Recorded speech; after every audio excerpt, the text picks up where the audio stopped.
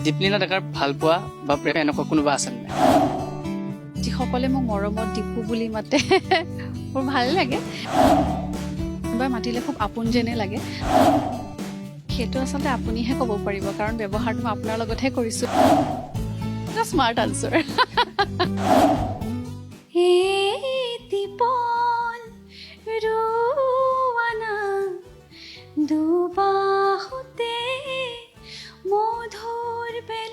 দৰ্শকৰ যিসকল মৰম, এই মৰমৰ ক্ষেত্ৰত দীপলিনা ডেকাক ওপৰত উঠাই দিয়াৰ ক্ষেত্ৰত অহংকাৰ হয় নেকি?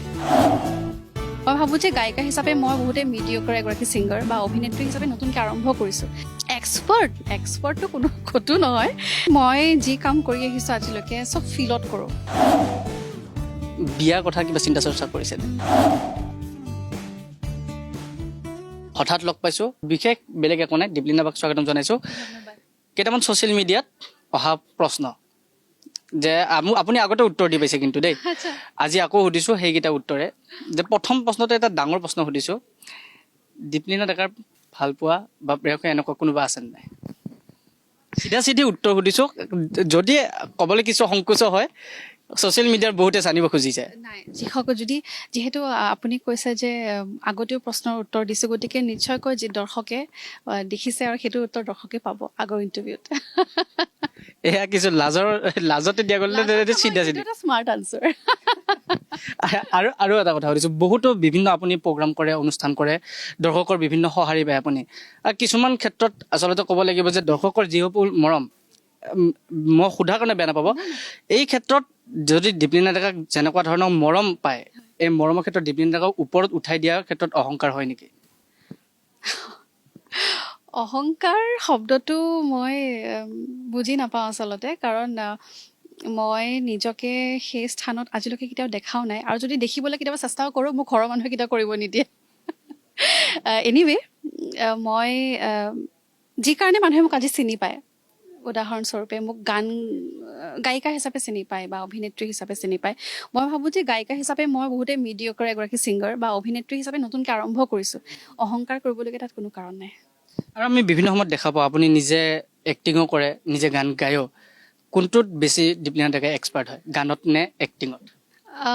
নিজকে কি বুলি, কোনটোত কি হয়? কোনটোত বেছিকৈ এক্সপাৰ্ট? এক্সপাৰ্টটো কোনো ক'তো নহয়, কিন্তু নাজানো, কিন্তু আচলতে মই যি কাম কৰি আহিছোঁ আজিলৈকে চব ফিলত কৰোঁ। মানে গানো শিকিছোঁ যদিও বহুত আধা আধুৰা শিকিছোঁ, তাৰপিছত নাচো সেনেকৈ 2 বছৰ 1 বছৰে ক্লাছিকেল শিকা, মানে গ্ৰামাৰটো আৰু। গতিকে খুব আধা শিকা, আৰু এক্সপাৰ্ট বুলিতো ক'ব নোৱাৰি। মই যি আজিলৈকে কৰিছোঁ সকলোখিনি মই যি ফিল কৰোঁ, মোৰ এটা ফিলতে কৰোঁ। তাৰমানে গান হওক, কিবা এটা গান গাইছোঁ যদি ভাল ফিল হয়, তেনেকৈ ফিলতে গাওঁ। অভিনয় কৰিছোঁ ফিলতে কৰোঁ, বা মোৰ নিজৰ গীতসমূহত কেতিয়াবা ডিৰেকশ্যন কৰোঁ মাজে মাজে, সেইটোও ফিলতে কৰোঁ। সেইকাৰণে মোক কোনোবা ডিৰেক্টৰ নেকি তুমি বুলি ক'লে মোৰ প্ৰশ্নটো বিৰাট অসহজ, মানে কি আনইজি অনুভৱ কৰোঁ। চ' মই সেইটো ক্ষেত্ৰত নিজক মই নাজানো কি বুলি ক'ম, কিন্তু মই যি কৰি আছোঁ ফিলত কৰি আছোঁ আৰু শিকি আছোঁ। দীপলিনা ডেকাই যেতিয়া ফেচবুক লাইভ আহে, ইনষ্টাগ্ৰামত লাইভ আহে, কমেণ্টৰ বৰষুণ আহে, আৰু সেই কমেণ্টত বহুতে মৰমত দীপু বুলি মাতে, কোনোবাই দীপা বুলিও মাতে। এই উত্তৰবোৰ কি হিচাপে দিব? যিহেতু আপোনাৰ বহুত কমেণ্ট আহে, সেই কমেণ্টবোৰ আপুনি ৰিপ্লাই দিবলৈ কিছু অসুবিধা হয়, কাৰণ এটা পঢ়ি দিয়া অসুবিধা। আজি আমাৰ মাধ্যমৰ জৰিয়তে সেইসকলক আপোনালোকে কি ক'ব? কৈ দিয়ক, যদি চাই আছে দীপু আৰু দীপা মাতাসকলক কি বুলি ক'ব? নাই, প্ৰথম কথা হ'ল যে এই প্ৰশ্নটো মোক আগতেও বহুবাৰ কৰিছে। মই এটা কথাই আগতেও কৈছোঁ, আজিও ক'ম যে যিসকলে মোক মৰমত দীপু বুলি মাতে মোৰ ভাল লাগে, কাৰণ আজিকালি দীপু শব্দটো খুব কমন হৈ গ'ল, প্ৰায়ভাগেই মাতিয়ে থাকে। আৰু ইনফেক্ট মোৰ স্কুল ফ্ৰেণ্ডছ বহুতো আছে যিসকলে মোক দীপু, দীপলু এনেকৈ মাতে। চ' এই নামটো মোৰ কাৰণে খুবেই চিনাকি নাম, আৰু কোনোবাই মাতিলে খুব আপোন যেনে লাগে। যিসকলে মাতে তেওঁলোকক ধন্যবাদ জ্ঞাপন কৰিছোঁ। বাকী বহুত মৰম পঠিয়াইছোঁ। Thank U.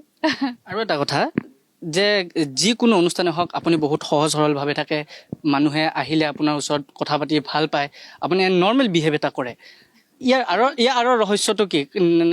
ইমান নৰ্মেল বিহেভ মনত একো অহংকাৰ নাই বা কাৰো ওচৰত বা মই কথা নাপাতো এনেকুৱা ধৰণৰ যোনে আহে একজন ঘৰৰ ফেমিলি মেম্বাৰ হিচাপে কথা পাতে আপুনি সেইটো আচলতে আপুনিহে ক'ব পাৰিব কাৰণ ব্যৱহাৰটো মই আপোনাৰ লগতহে কৰিছোঁ বা এওঁৰ লগতহে কৰিছোঁ গতিকে উত্তৰটো চাগে আপুনিহে দিব পাৰিব ভালকৈ মই কিয়নো তেনেকৈ কৰোঁ তথাপি মই কি ক'ম মই তেনেকুৱাই যে এতিয়া বেলেগ এজনী হ'ব ভাল পাওঁ বুলি নহয় মই তেনেকুৱাই এতিয়া মই বেলেগ এজনী হৈ যাব নোৱাৰিম তাৰমানে সেই যেনেকুৱা মই ঘৰত থাকোঁ তেনেকেই মই পাব্লিক প্লেচতো থাকোঁ চ' ইয়াৰে কোনো উত্তৰ নাই আৰু এটা প্ৰশ্ন বিয়াৰ কথা কিবা চিন্তা চৰ্চা কৰিছেনে নাই কৰা চিম্পল কুৱেশ্যনৰ চিম্পল আনচাৰ নাই কৰা এতিয়া পৰিকল্পনাও নাই কৰা গতিকে এতিয়া কাম বহুত পৰিকল্পনা আছে কামৰ ক্ষেত্ৰত আৰু অভিনয়ৰ প্ৰেমত নতুনকৈ বহুত বেয়াকৈ পৰিছোঁ মই তাৰমানে গতিকে এই অভিনয়ৰ প্ৰেমটো অকণমান যদি কৈ দিয়ে কেনেকুৱা প্ৰেম বাস্তৱিকটো নহয় নহয় অভিনয়ৰ প্ৰেমত এনেকৈ পৰিছোঁ তাৰমানে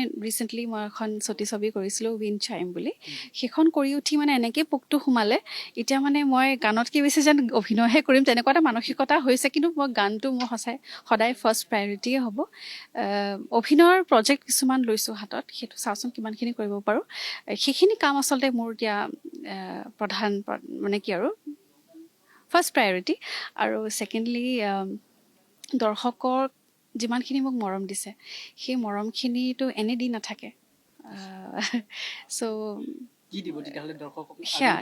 সেইটো তাৰমানে মোৰ দায়িত্ব আছে যে মই কি দিব পাৰোঁ দৰ্শকক অসমক গান অভিনয় নাটক বা যি হওক সমাজকতো কিবা এটা মই দিব লাগিব গতিকে সেইটোৱে মই চিন্তা কৰি থাকোঁ আৰু সেইটোৱেই বৰ্তমান মোৰ ফাৰ্ষ্ট মানে টাৰ্গেট আৰু নতুন পৰিকল্পনা বা নতুন গান আপোনাৰ আমি শুনিবলৈ পাম নতুন গান ইতিমধ্যে এটা ৰিলিজ হৈছে ইটিপল ৰোৱানা বুলি আৰু নতুন গীত কেইবাটাও আমি প্লেনিং কৰি আছোঁ দুটামান আছে আমাৰ লিষ্টত সেইকেইটা গীত হয়তো পূজাৰ পাছত আমি ৰিলিজ কৰিম লগতে এটা ডাঙৰ প্ৰজেক্ট আহি আছে সেই প্ৰজেক্টটোনো কি এইটো এতিয়াই মই ৰিভিল নকৰোঁ কিন্তু সেই তাৰে আমাৰ কাম চলি আছে সেই কামটো যদি আমাৰ ভালে প্ৰথম পৰ্যায়ৰ কামখিনি হৈ যায় অতি সোনকালে মই সকলোৰে আগতে এই কামটোৰ বিষয়ে মানে আলোচনা কৰিম এটি যদি গান গাই দিয়ে মই ৰিকুৱেষ্ট কৰিছোঁ কাৰণ আপুনি নিজে যিহেতু ক'লে এটিপল ৰাণ আপোনাৰ কেইদিনমান আগতে গানটো মুক্তি লাভ কৰিছে সেই গীতটোৱে যদি আমাৰ দৰ্শকৰ বাবে আপুনি গুণগুণাই দিয়ে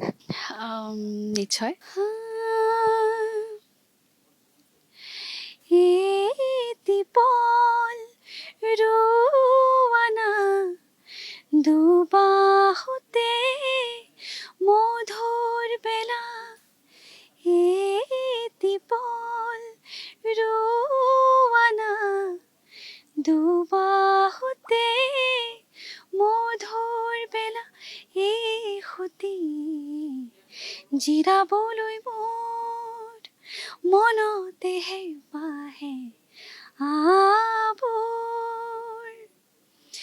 এছাতি ৰং আজীৱন তোমাৰ নামতে মোৰ এছাতি ৰং আজীৱন তোমাৰ নামতে মোৰ